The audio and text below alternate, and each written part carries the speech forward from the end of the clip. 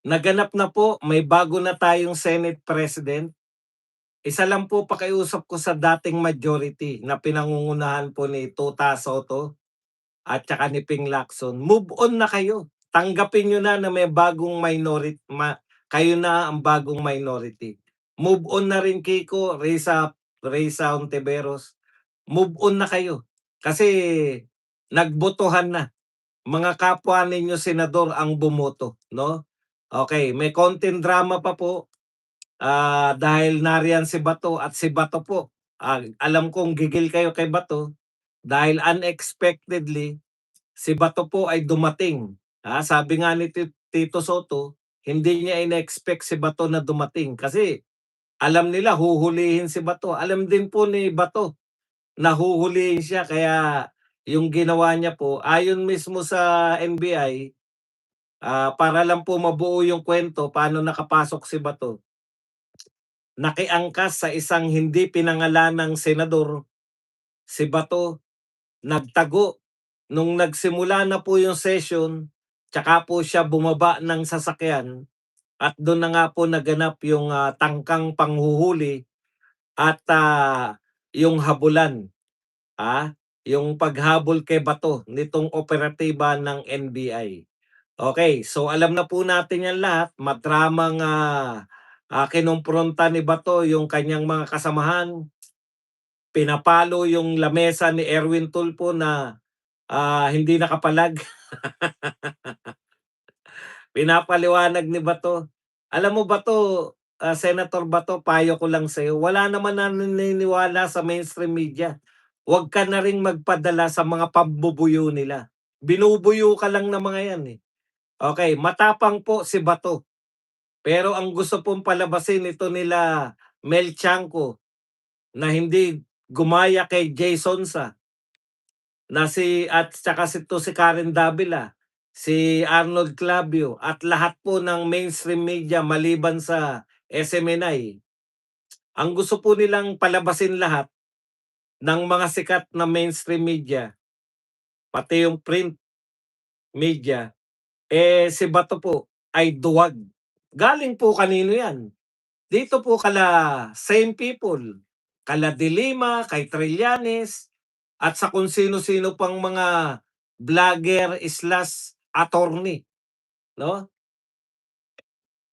Ganyan niyo po ilarawan, ganyan po kayo manlinlang, papaano po naging karuwagan yung alam mo na pwede kang dakipin, nagpakita ka pa rin sa Senado. Hindi ko po maintindihan kung papaano po nila nade-describe na yan po ay isang, karuwagan sa parte ni Senator Bato. Pati po yung, pag-iwas ni Senator Bato, yung pagtakbo po ni Senator Bato gusto po nilang, palabasin na nakakatawa. Karuwagan, at yung pag-iyak po ni Senator Bato yun nga po 'no, iyakin, duwag, iyakin at nakakatawa si Bato. Habang sinasabi po nila yan, habang yan po ay dinidescribe nila na nakakatawa si Bato, wala pong tumatawa sa kanila. Galit na galit. Alam niyo po, halimbawa 'pag binalita namin dinapuan ng bangaw si Redon, nakakatawa yun, di ba? Pinagtatawanan namin, kayo lang po sa lahat ng natatawa, ang galit na galit magbalita. Oh, galit na galit kayo kasi bida si Bato, eh. Tigilan niyo na po media, tigilan niyo na Risa Ontiveros, yung kagagamit ng salitang mamamayan, taong bayan, luma na yan. Taong bayan pala pine-present mo, bakit 2% ka lang? Sa mga survey 2% ka lang, yan ba taong bayan? Same people lang naman kayo. Yung 5, 4 dun madaldal. Kiko Pangilinan, Risa Ontiveros, Lacson at Tito Soto. 4 lang naman kayong kumukontra. Yung isa tahimik lang kasi Aquino, eh. May pagka-traitor, eh. Pero laging sahog sa mga kabalbalan. Oh. 5 lang po kayong senador na akala naman 'pag pakikinggan niyo taong bayan, sa Senado. Hindi po kayo ang Senado. Ang nasusunod dapat sa Senado, majority. Ang majority yang pinamumunuan ni Cayetano, hindi kayong 5.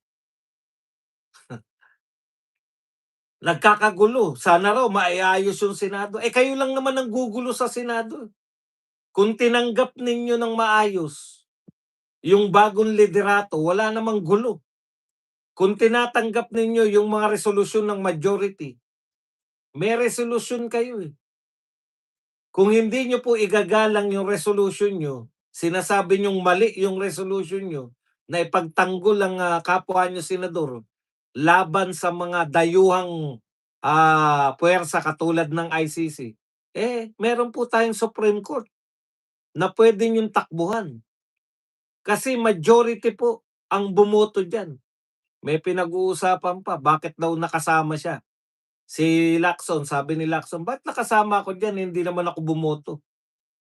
'Pag kayo po ay present at hindi po kayo nag-object sa pinagbobotohan, ang linaw, eh. Present kayo, ayaw niyong makilahok sa botohan. May nagtanong, "Is there any objection?" 'Pag walang nag-object dahil nakatago yung mga gustong mag-object, nakatago sa kanilang opisina, counted na kayo na hindi kayo nag-object. Nariyan lang kayo sa Senado, eh. Gano'n po 'yun, hindi po pupuwede na ano.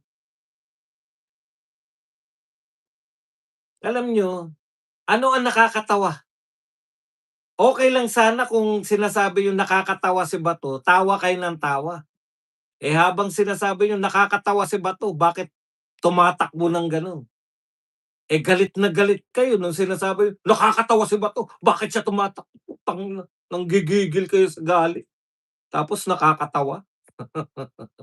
Kayo ang nakakatawa. Nakakatawa yung inaasal ninyo. Okey.